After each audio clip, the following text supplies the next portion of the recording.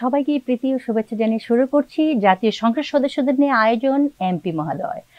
আজকে আমাদের এমপি মহোদয়ের অতিথি মোহাম্মদ আইনউদ্দিন এমপি, জাতীয় সংসদ সদস্য, রাজশাহী ৩, বাংলাদেশ আওয়ামী লীগ। আমরা শুরুতে ওনার সাথে পরিচয় হয়নি, তারপর আমরা প্রশ্নতে চলে যাব। কেমন আছেন আপনি? জি, ভালো আছি। আপনাকে ধন্যবাদ।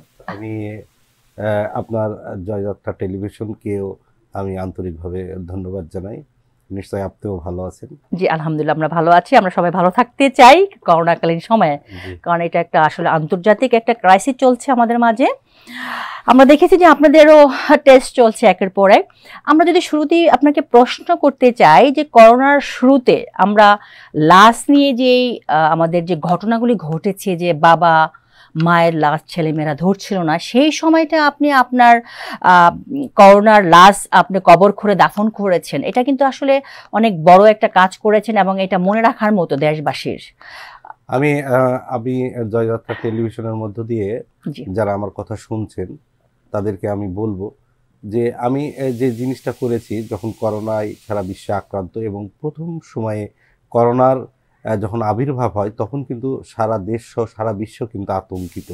এবং সবচেয়ে দুঃখজনক এবং কষ্টজনক বিষয় হচ্ছে যে আমি অনেক জায়গায় দেখেছি যে পিতা মারা গেলে তার বাচ্চা সন্তানেরা সেখানে যাচ্ছে না, ভাইয়ের লাশের পাশে ভাই যাচ্ছে না, মায়ের লাশের পাশে সন্তান যাচ্ছে না, কিংবা সন্তানের লাশের পাশেও মা কিন্তু যায় না। আপনাকে একটা কথা বলি যে আমার একটা বন্ধু টাঙ্গাইলের প্রপারে এমপি সানোয়ার সাহেব, ও একদিন আমাকে বলছিল যে করোনাকালীন প্রাককালে যে একটা সন্তান বাইরে থেকে এসেছে, কোয়ারেন্টাইনের সরকার রাখছে, সে সেখানে আলাদাভাবে থালাবাটি দিয়েছে, তার রুমের মধ্যে বের হতে দিবে না, 14 দিন থাকতে হবে। প্রাথমিক সময়ে সরকারের নির্দেশনা অনুসারে সেটাই কিন্তু করছে। পরবর্তীতে সে দেখে যে খাবার আর আসছে না, তো আমার মা ভাই বোন যারা বাইরে আছে সে সকাল দেখছে যে কে ওদেরকে বলছে যে তোমার সন্তানের করোনা হয়েছে। এই কথা শুনে নিজের মা সহ পরিবারের সকল সদস্যরাই কিন্তু বাড়ি ছেড়ে কিন্তু পালিয়ে গেছে। এমনকি ও যখন বাড়ি থেকে বের হয় কোনো দোকানে জিনিসপাতি দেয় না, তার সাথে খারাপ ব্যবহার করে। এই যে একটা আতঙ্ক, এই যে একটা আতঙ্ক এবং আমি মনে করি যে মানবিক একটা বিষয়, এটি কিন্তু সারা বিশ্বেই এই ধরনের ঘটনা ঘটেছে। আমার নির্বাচনী এলাকায় করোনায় প্রথম যে ব্যক্তি মারা যান আমার পদমোহনপুরে, সে হচ্ছে ফজলুর রহমান। তিনি একজন মাদ্রাসার শিক্ষক এবং আমার ওয়ার্ড আওয়ামী লীগের সাধারণ সম্পাদক ছিল সাবেক। তো আমি করোনাকালীন সময়ে মাননীয় প্রধানমন্ত্রী জননেত্রী শেখ হাসিনা আমাদের উপর যে নির্দেশনা দিয়েছিলেন যে করোনাকালীন সময়ে স্ব নির্বাচনী এলাকায় কোনো মানুষ যাতে না খেয়ে থাকে না, সেই ব্যবস্থা করা, সরকারের পক্ষ থেকে ত্রাণ, ব্যক্তিগত পক্ষ থেকে ত্রাণ, এইটি আমি মনে করি যে আমার পবামোহনপুরে সারা বাংলাদেশের নেই এবং আমি বলবো অনেক বেশি আমি কিন্তু বরাদ্দ দিয়েছি। সেই ক্ষেত্রে আমি বলেছিলাম সব জায়গাতে প্রশাসনের সাথে মিটিং করে হোক আর যেখানে হোক, যে যদি কোনো ব্যক্তির করোনায় আক্রান্ত হয় তাকে সেবা দেওয়া, তাকে ওষুধ পৌঁছানো থেকে শুরু করে সব কিছু দায়িত্ব আমি নিয়েছিলাম এবং আমার দল আওয়ামী লীগ, যুবলীগ, ছাত্রলীগ সবাই নিয়েছিল। এবং যখন দেখা যায় যে আমাদের ওখানে করোনায় আক্রান্ত আমার কেশুরহাট পৌরসভার 2 জন ছিল, আমার পবাতে, আমার অনেক জায়গাতেই ছিল, এবং সেখানে আমার নিজের গাড়ি করে তাদের খাবার নিয়ে দেওয়া। এবং যখন একজন মারা গেলেন, আমাদের ফজলু ভাই যখন মারা গেলেন, আমি কিন্তু শুনলাম যে রাজশাহী মেডিকেল কলেজে মারা গেছে। এই লাশ কিন্তু আছে যে সকাল 7টার সময় মারা গিয়েও 2টা পর্যন্ত, প্রায় 1:30 2টা পর্যন্ত তাকে যে দাফন করবে তার গ্রামের বাড়িতে, সেই কোনো ব্যবস্থা হয় নাই। আমি নিজে গিয়ে সেখানকার মেয়র সাহেব সহ পৌরসভার নিয়ে, সত্যি কথা বলতে কি ওই গ্রামে যখন আমি গেলাম, গিয়ে দেখি সকলের দরজা বন্ধ এবং যেন একটা জনশূন্য গ্রাম, কিছু নাই সেখানে, কোনো মানুষ নাই, জন নাই। এই ধরনের পরিস্থিতি আমি দেখেছি এবং সবাই ঘরের ভিতর বন্দী ছিল এবং সেই জায়গাতে আমি নিজেই চেষ্টা করেছি, মানুষজনকে নিয়ে সাহস দেওয়ার চেষ্টা করেছি যে বিশ্ব স্বাস্থ্য সংস্থা বলেছে একটা ব্যক্তি, করোনার ব্যক্তি যদি মারা যায় 3 ঘন্টার পরে ওর শরীরে জীবাণু থাকে না, এবং তাকে যে থাকে না ভয় পাওয়ারও কোনো কারণ নাই। আর আমি আরেকটা জিনিস বলি যে করোনায় মারা গেল মেডিকেলে, কবরস্থানে তো করোনা এসে এখানে তো বাসা বাঁধেনি, তো সেই জায়গাতে খুঁড়তে তো আমাদের সমস্যা নাই, ঠিক আছে, লাশ যখন আসবে আপনারা চলে যাবেন, কিন্তু এখন যদি কবর খুঁড়েন তো একটা সমস্যা নাই। অনেক মানুষ শুনছে, শুনে নাই। আমি চেষ্টা করেছি, খুঁড়েছি এবং দাফন করার মধ্য দিয়ে একটা জিনিস আমি মনে করেছি যে একটা মুসলমান হোক আর যেই হোক, যেই ধর্মেরই হোক না কেন, জীবনের শেষ মুহূর্তে তার সম্মানের সহিত যে একটা বিদায়, সেই বিদায়টা যাতে মানুষ পায়। এই জন্য যেহেতু তিনি মুসলমান, তার জানাজা হতে হবে, তাকে সুন্দরভাবে তার গোসল করা, দাফন কাফন করতে হবে, এই জিনিসটার জায়গা থেকে আমি চেষ্টা করেছি। এবং আমি তার মধ্য দিয়ে পরবর্তীতে আর একজন মারা গেলেন আমাদের সইপাড়াতে, সেখানেও আমি করেছি মেডিকেল কলেজে। তার ওয়াইফ নার্স এবং নার্স ছিল করোনায় রুগী, সেখান থেকে তার হয়েছে এবং তিনি মারা গেছেন, আমি সেখানেও করেছি। এরপরে আমরা সর্বশেষ যেটি খুব হৃদয় বিদারক ঘটনা, আমার পবা উপজেলার চেয়ারম্যান, আমার খুব কাছের মানুষ মনসুর রহমান সাহেব, গত এক সপ্তাহ আগেই মারা গেলেন করোনায়। এবং আমার মনে হয় যে করোনায় মারা যাওয়ার 2 দিন আগেও আমার সঙ্গে ছিলেন এবং কন্টিনিউ তার সাথে আমি সময় দিতাম এবং সে মারা গেলেন, তাকে দাফন কাফন করলাম। এভাবে এখন মানুষের মধ্যে থেকে এই যে ভয়টা, এটা কিন্তু মানুষ অনেকটা দূর হয়েছে যে করোনা রোগী মানে এই যে ভয়টা দূর হয়েছে, করোনা কিন্তু কমেনি, বরং বেড়েছে। কিন্তু এই যে প্রথমকার দিকের যে ঘটনা এবং এখনকার ঘটনা যদি আমরা বিশ্লেষণ করি, আসলে কি বের হচ্ছে? আপনার মনে কি হচ্ছে যে আসলে কি করোনাকে আমরা জয় করেছি, বা করোনার ভয়কে যে এই যে উপেক্ষা করে কাজে কর্মে রাস্তায় কিন্তু বের হলে মনে হয় না যে বাংলাদেশে করোনা আছে? না, এখানে কিন্তু একটা জিনিস আপনাকে বুঝতে হবে যে সবকিছু কিন্তু থেমে থাকলে কিন্তু সমাধান হবে না। আমাদের একটা প্রাকৃতিক দুর্যোগ আছে, সেটি কিন্তু আমাদেরকে মোকাবেলা যেমন করতে হবে, তেমনিভাবে সকল ক্ষেত্রে সচল রাখতে হবে, এটাও কিন্তু দেখতে হবে। সরকারের পক্ষ থেকে মাননীয় প্রধানমন্ত্রী বারবার কিন্তু বলছিলেন যে শীতের সময় এর প্রকোপ বা দ্বিতীয় ঢেউ বলি বা আক্রান্তর হার বেশি বলি, যেটি বলি না কেন, সেটি কিন্তু বেশি হবে, এটি কিন্তু বারবার মাননীয় প্রধানমন্ত্রী বলছিলেন। কিন্তু এখানে আমাদের জনগণকে সতর্ক হতে হবে, সতর্কতার মাধ্যমে কিন্তু এটি মানে মোকাবেলা করা সম্ভব। কিন্তু এক সময় আপনি নিশ্চয় জানেন যে যখন করোনা হয় প্রাথমিকভাবে যেমন মৃত্যুর হার ছিল, এখন কিন্তু নয়। এইটি কিন্তু আমি মনে করি না যে একদম মানে ভ্যাকসিন বা টিকা বের হয়েছে তার মধ্যে যে সেরে উঠছে বা উন্নত ট্রিটমেন্ট হচ্ছে, যে করোনার রোগীকে আমরা যেটাই বলি ডক্সিক্যাপ খাওয়াই, আইভেরা যেই খাই না কেন, যেটা সচরাচর করোনার রোগীকে খাওয়ানো হয়। মানে আমি অনেক করোনা রোগীকে ওষুধ পাঠিয়েছে, তো ওষুধগুলোর নাম আমি কিন্তু ডাক্তার না, তারপরে আমার মুখস্থ হয়েছে, আমি অনেক রিজার্ভও রেখেছি। তো সেই ক্ষেত্রে মানুষ যে ভীত, মানে করোনা হলেই মৃত্যু, এই যে একটা ভয়, এই কারণে বেশিরভাগ মানুষ কিন্তু হার্ট অ্যাটাকে মরেছে। আপনাকে বলি যে আমার এলাকায় যত করোনা রোগী হয়েছে, বিশেষ করে খুব আমার থানা আওয়ামী লীগের সেক্রেটারি মফিজ ভাই যখন করোনায় আক্রান্ত, উনি কিন্তু ইনহেলার নিতেন, উনি শ্বাসকষ্টের রোগী। আমি জানি যে করোনা হওয়ার সাথে সাথে সে ফোন দিয়ে যখন আমার কাছে কান্নাকাটি করে, আমি কিন্তু বললাম যে আপনি বাসায় থাকেন, আমি আসছি। সে কিন্তু আমাকে, আমার খুব সিনিয়র, আমাকে স্নেহ করেন, আমার থানা আওয়ামী লীগের সেক্রেটারি, কলেজের একজন প্রিন্সিপাল, ও কিন্তু কান্নাজনিত কণ্ঠে বলছে যে না না আমার বাড়ি তুমি আসো না, অন্তত তুমি আসো না। তো আমি গেলাম, গিয়ে তার সাথে কথা বললাম, তো বাসার গেলাম, বললাম যে ভাই এটা তো একটা জিনিস হচ্ছে, একটা ডিস্টেন্স রাখলে, বজায় রাখলেই তো আমার শরীরে আসবে না, অতএব 3 ফিট হোক 4 ফিট হোক, এটা তো জানা কথা।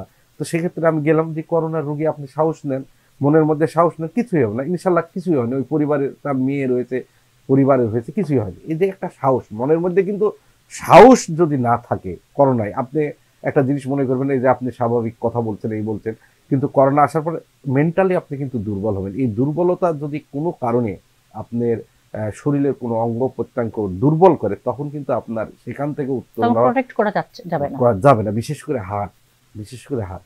তো আমি আপনার এই জয়যাত্রা টেলিভিশনের মধ্য দিয়ে বলবো যে মাননীয় প্রধানমন্ত্রী সরকার যেভাবে চেষ্টা করছে করোনা মুক্ত করার, আমরা সচেতন তো অবশ্যই হব, সরকারি নির্দেশনা মানব। এই যে আমরা মাস্ক ছাড়াই কিন্তু ঘোরাফেরা করছি, এটা কিন্তু করতে হবে।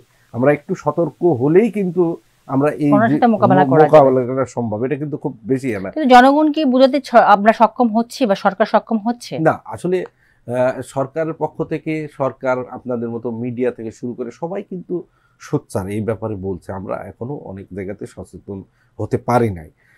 তো আমি মনে করি যে এইভাবে প্রচার প্রচারণা চালালে ইনশাল্লাহ বাংলাদেশ, এখন আমি এই বিশেষ করে সাবকন্টিনেন্টে দক্ষিণ এশিয়ার মধ্যে আপনি নিশ্চয়ই জানেন যে সারা বিশ্বে যেভাবে করোনায় আসার পরে যেভাবে সরকার মোকাবেলা করেছে সকল ক্ষেত্রে, আমি মনে করি আপনি একজন এফবিসিআই এর ডাইরেক্টর, আপনি নিশ্চয় অর্থনৈতিক ব্যাপারে আপনি অনেক বেশি জানেন। তো আমি বিশ্বাস করি যে সরকার একদিকে অর্থনীতি, আরেকদিকে মানুষকে রক্ষা করা, আরেকদিকে মানুষের খাদ্য সরবরাহ, এই বিশাল জনগোষ্ঠীর যে এত বড় একটা চাপ মাননীয় প্রধানমন্ত্রী সুন্দরভাবে ট্যাকেল দিয়ে এখন কিন্তু আমরা বলতেই পারি যে বাংলাদেশ যে কোনো বিশ্বের যে কোনো দেশ থেকে এই করোনা যুদ্ধকালীন সময়ে ভালো আছে। না, তা তো অবশ্যই, এটা আসলে মানতে হবে জনগণকে যে ভালো আছে। এই করোনার সময় দর্শন তো বেড়েছে, দর্শন নিয়ে আমরাও দেখেছি, আপনারাও দেখেছেন, জনগণ দেখেছে। আর মিডিয়া কতটা প্রচার করেছে জানি, আমরা ফেসবুকের মাধ্যমে বেশিটা দেখতে পেরেছি।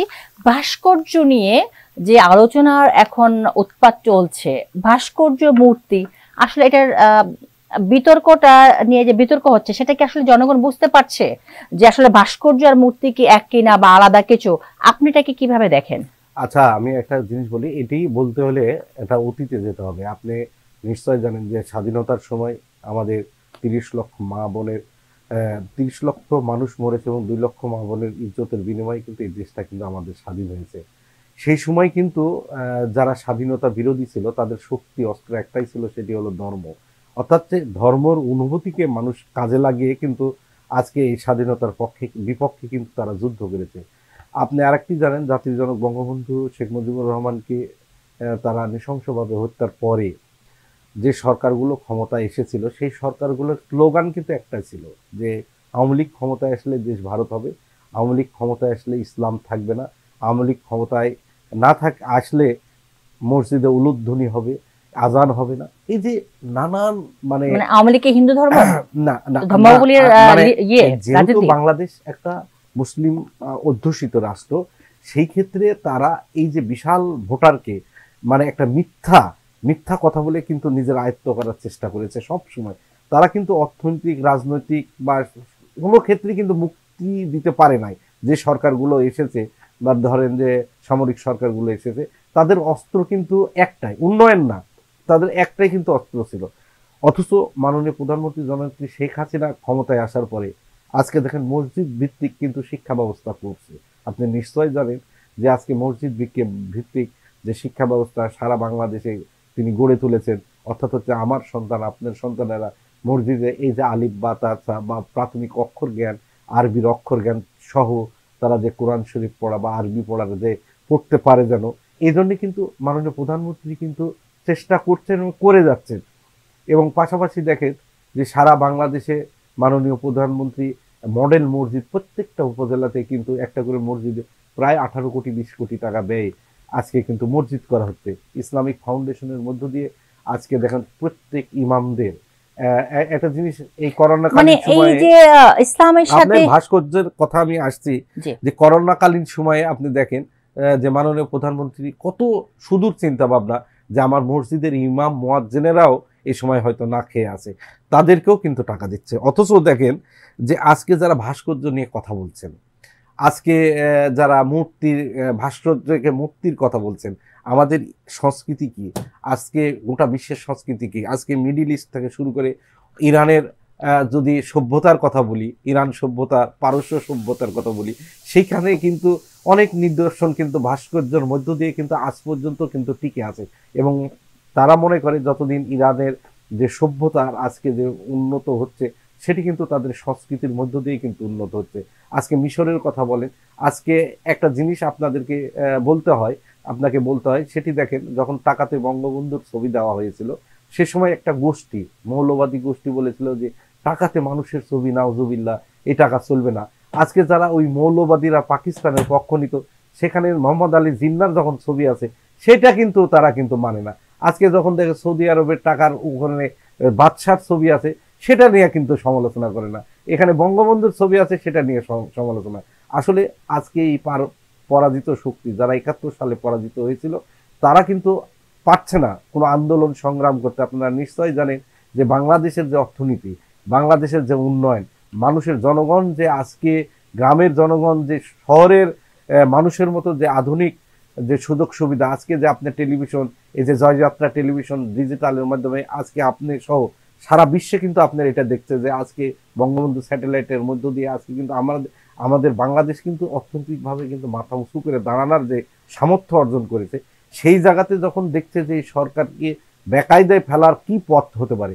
কারা ফেলতে যাচ্ছে এটা মৌলবাদী শক্তি আমি মনে করি, যারা পাকিস্তানি মদতপুষ্ট, এবং আমি বিশ্বাস করি যারা 1971 সালে মহান মুক্তিযুদ্ধে যারা বিরোধিতা করেছে, এবং আমি এটি বিশ্বাস করি এই দেশের গণতন্ত্র উন্নয়ন যারা বিশ্বাস করে না, চাই না। জনগণ তো একটু ভিন্ন ভাবে বলছে যে জনগণের অধিকার আদায় করতে পারছে না বলেই তারা একটু উত্তপ্ত। বিষয়টা আমি বুঝলাম না।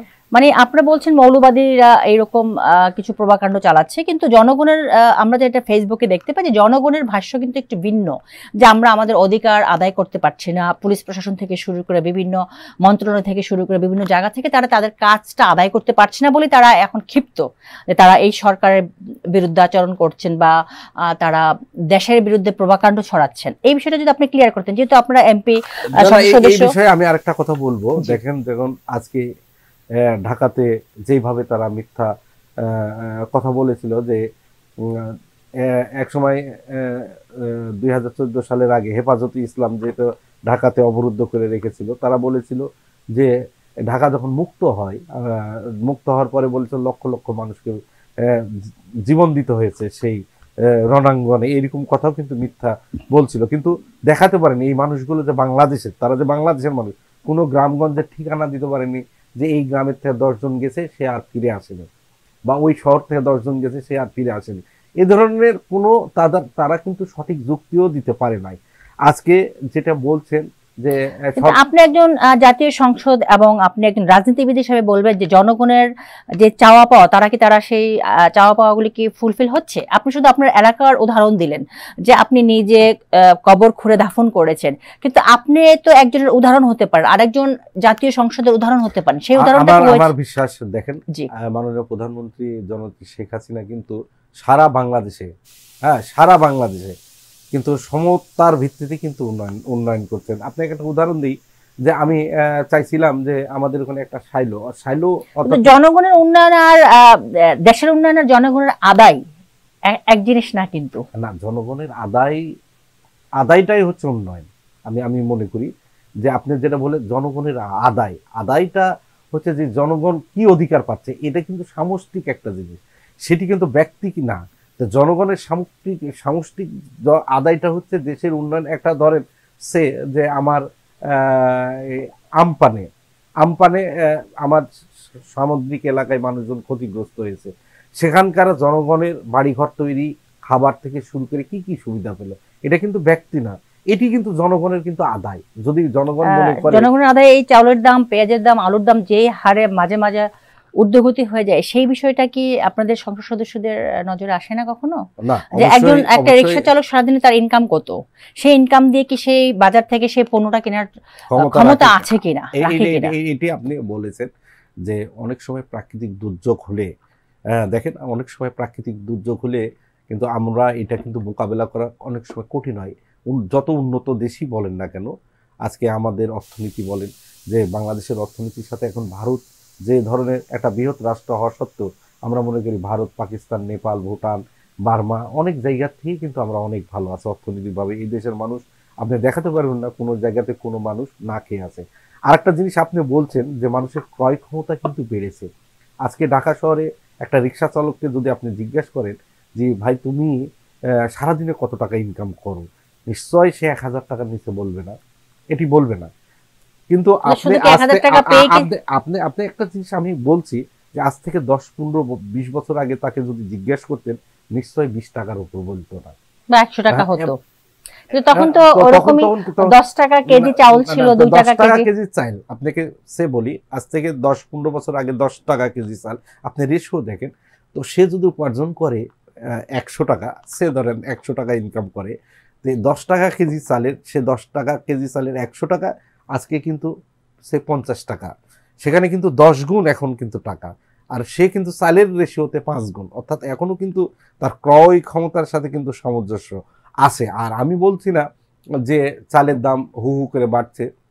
এবার সারা বাংলাদেশে যেভাবে বন্যা হয়েছে, আমাদের যেভাবে ক্ষতিগ্রস্ত হয়েছে, সেই সময় কিন্তু সত্যিকার অর্থেই আমাদের যে যদি রিজার্ভ না থাকতো, আমাদের গোডাউনে প্রায় 23 লক্ষ মেট্রিক টন চাল কিন্তু রিজার্ভ ছিল বিধায় আমরা কিন্তু সেটি মোকাবেলা করতে পেরেছি। এবং অনেক সময় আমরা যখন ধানের দাম কমে যায়, আপনারা নিশ্চয় জানেন, কৃষকেরা হাহাকার করে। আবার ধানের দাম বাড়লে সেটি নিয়েও জনগণের মধ্যে কথা হয়, এক শ্রেণীর মানুষ হাহাকার করে, এক শ্রেণীর মানুষ হাহাকার করে। সেটিও কিন্তু আমাদের ভাববার বিষয় যে কৃষকেরা ন্যায্য মূল্য পাচ্ছে কিনা, সেদিকে লক্ষ্য রেখে আপনাদের ভাবার জন্য সংসদ সদস্য করা হচ্ছে। আমরা একটু রাজনীতির আলোচনা যেতে চাই। আমরা দেশ নিয়ে আলোচনা করলাম, সরকার নিয়ে আলোচনা করলাম। সেটা হচ্ছে দীর্ঘদিন শক্তিশালী বিরোধী দল নেই, এটার জন্য আসলে কারা দায়ী? আমি মনে করি যে রাজনীতি সত্যিকার অর্থেই স্বাধীনতার পরে এই দেশের রাজনীতিটা কারা নষ্ট করেছে সেটি কিন্তু আপনার ভাববার বিষয়, যে একটা দলের উত্থান কিভাবে হয়েছে। যদি বন্দুকের নলের মধ্য দিয়ে ওঠে তাহলে সেই দল কিভাবে শাসন করেছে, তারা কতটুকু গণতন্ত্র দিতে পেরেছে। আমি মনে করি বাংলাদেশ আওয়ামী লীগ একটা দেশ উপহার দিয়েছে, একটা জাতি উপহার দিয়েছে, যে দেশ সে যে জাতি আজকে পরিচয় বহন করছে। এটা কি বঙ্গবন্ধু দিয়েছে না আওয়ামী লীগ দিয়েছে? আমি মনে করি যে আওয়ামী লীগের নেতাই ছিলেন বঙ্গবন্ধু, এবং আমি মনে করি স্বাধীনতার বঙ্গবন্ধুর ডাকে, অর্থাৎ আওয়ামী লীগের ডাকে বঙ্গবন্ধু এবং আওয়ামী লীগ এটি কিন্তু একে অপরের মানে আমি বিশ্বাস করি মুদ্রার পরিপূরক। পরিপূরক। হ্যাঁ, কিন্তু আসলে বিশ্লেষণ করলে, জনগণের বিশ্লেষণ, আমার বিশ্লেষণ না বা আমাদের বিশ্লেষণ না, আমরা দেখতে পাই ভিন্ন রূপ। যেমন ওনারা বলছেন যে হয়তোবা মাননীয় প্রধানমন্ত্রী এবং জাতির পিতা বঙ্গবন্ধু শেখ মুজিবুর রহমান ছাড়া ওনার সংশ্লিষ্ট যারা কর্মরত আছেন রাষ্ট্রের, তাদের মাধ্যমেই আসলে দেশের যা যা হওয়ার, যে প্রভাকাণ্ড হচ্ছে বা ইয়ে হচ্ছে, তারাই দায়ী। এটা আসলে আপনি কতটা, আপনি এটার সাথে একমত? আপনি আরেকটা জিনিস দেখেন যে আপনি প্রভাকাণ্ডার কথা বারবার বলছেন, যে একটা ঘটনা যখন ঘটে, সে ধরেন ধর্ষণের ঘটনা বলি, এই ঘটনা কিন্তু সারা বাংলাদেশে মনে হচ্ছে একসাথে খালি শুধুমাত্র ধর্ষণই হচ্ছে। আপনি বিশ্বাস করেন যে এই বাংলাদেশে যখন দেখা যায় যে কোথাও আগুন লাগলো, সেটি যেন সারা বাংলাদেশে সব জায়গাতে আগুন লাগছে।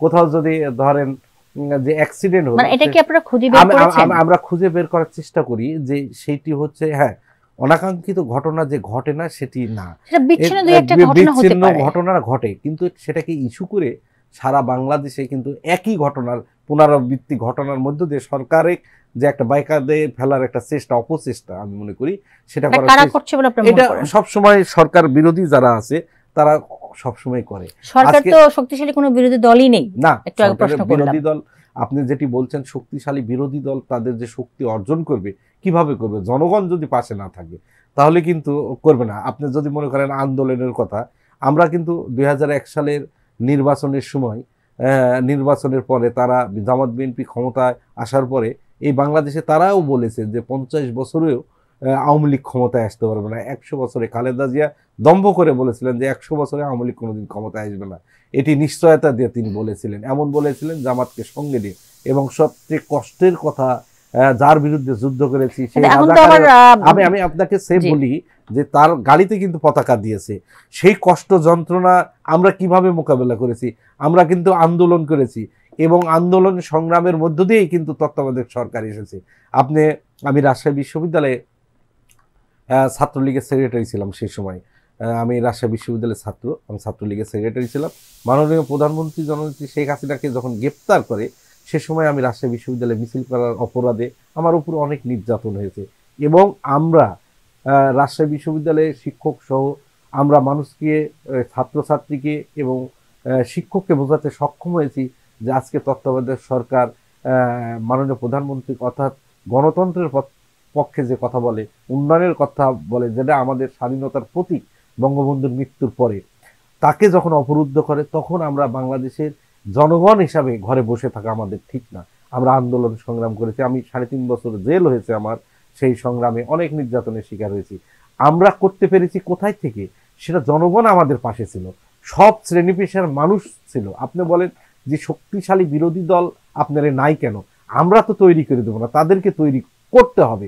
হ্যাঁ, তারা যদি মনে করে না জুলুম অত্যাচারের কারণে, এটা কিন্তু একটা মিথ্যা প্রোপাগান্ডা। আমি এটি বিশ্বাস করি না যে এই বাংলাদেশে আওয়ামী লীগের মতো সংগঠনের নেতাকর্মী যত জীবন দিয়েছে স্বাধীনতার আগে এবং পরে, এই আমার মনে হয় যতদিন বাংলাদেশ থাকবে কোনো দলের নেতাকর্মী কিন্তু এভাবে জীবন দেবে না। তাহলে আমরা কেন পারি? সত্যি কথা বলতে গেলে আজকে দেখেন আপনারা নিজের মধ্যে আছেন না, আমি বলি আপনাকে, আজকে যারা বিএনপি করে, যেই দলই করে না কেন, বিএনপি কোনো আদর্শিক দল না, বিভিন্ন দলের সংমিশ্রণেই কিন্তু বিএনপির সৃষ্টি। এবং এই সংমিশ্রণটা কখন হয়েছে? রাষ্ট্রের ক্ষমতা দখল করার জন্য কিছু ক্ষমতালোভী মানুষ, অর্থ উপার্জনের জন্য কিছু মানুষ। এই ধরনের মানুষ যখন দেখে যে আমি দলের গেলাম, বিএনপির গেলাম, বা বিএনপির যে লুটপাট করলে কিছু সম্পদের মালিক হব, বিএনপি নাই তা আমার কি আছে, আমার তো ব্যবসা ঠিকই চলছে, আমি কেন দল করবো। কিন্তু আমরা আওয়ামী লীগ কিন্তু একটা আদর্শিক দল।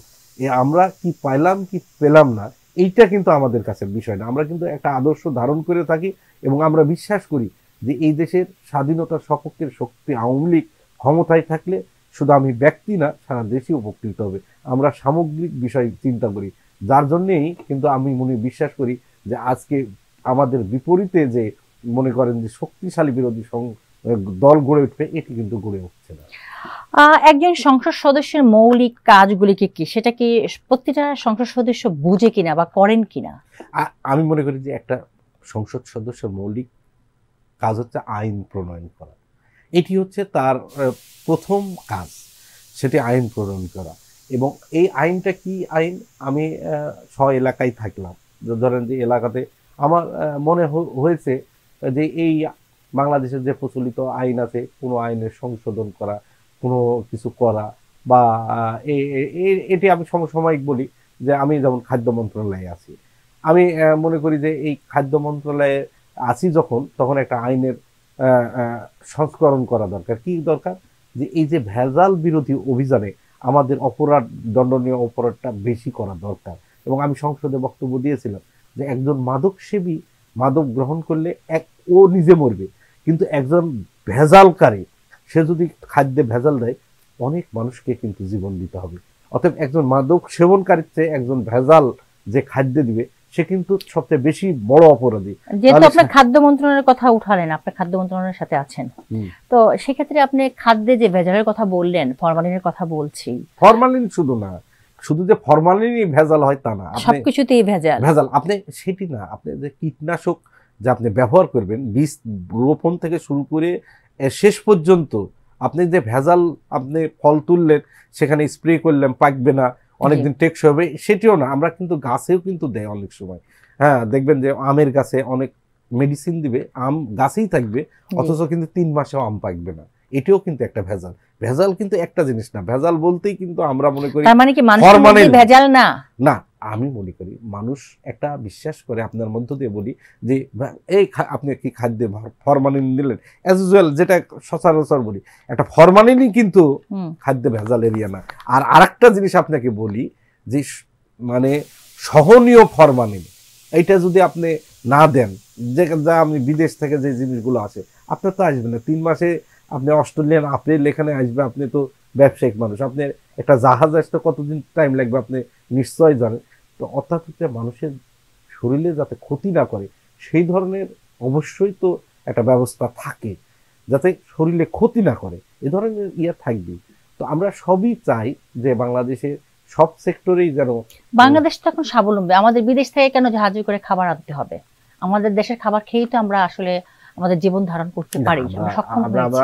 আপনি ব্যবসায়িক মানে আমরা উন্মুক্ত বাণিজ্যে বিশ্বাস করি। হ্যাঁ, আমরা বিশ্বাস করি। আপনি যদি মনে করেন যে বিদেশ থেকে খাদ্য আমাদের আসবে কি করে, আপনি দেখেন চাল কিন্তু আসার দরকারটা কি, আমি বলি চাল কিন্তু আমরা স্বয়ংসম্পূর্ণ, কিন্তু বাংলাদেশের চাল আপনি যদি মনে করেন সোনারগাঁ হোটেলে চলবে কি?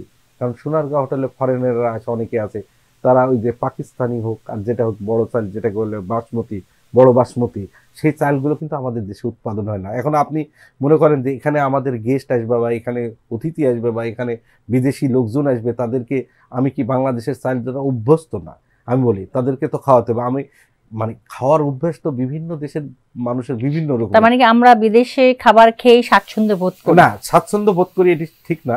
দেখেন আমাদের এখান থেকে এখন যেটি শুরু হয়েছে, পেয়ারা থেকে শুরু করে, আমি সত্যি খুব মানে আনন্দিত হয়েছি। আমি তামিলনাড়ুতে গিয়েছিলাম, তামিলনাড়ুতে দেখছি যে পেঁপে বা আপেলের চেয়ে পেয়ারার দাম গেলে, পেয়ারা কোথায় হচ্ছে, এটা বাংলাদেশের পেয়ারা, এটার দাম বেশি। তখন আমি যদি আপনাকে বলি তো ইন্ডিয়ার মানুষ কেন বাংলাদেশের পেয়ারা খাবে? সেটি হলো যশোর থেকে। তার মানে কি করেসপন্ডেন্ট হচ্ছে যে আমরা ইন্ডিয়াতে আনবো, ইন্ডিয়া বাংলাদেশ থেকে বাণিজ্যে আমরা অবশ্যই উন্মুক্ত বাণিজ্যে আপনি অবশ্যই আপনাকে এটা প্রায়োরিটি দিতে হবে। জনগণের বিশ্বাস রাখতে হবে যে উন্মুক্ত বাণিজ্যেই আমাদের দেশ উন্নয়ন হবে। যে আমাদের সময় একদমই শেষের পর্যায়ে চলে এসেছি আমরা।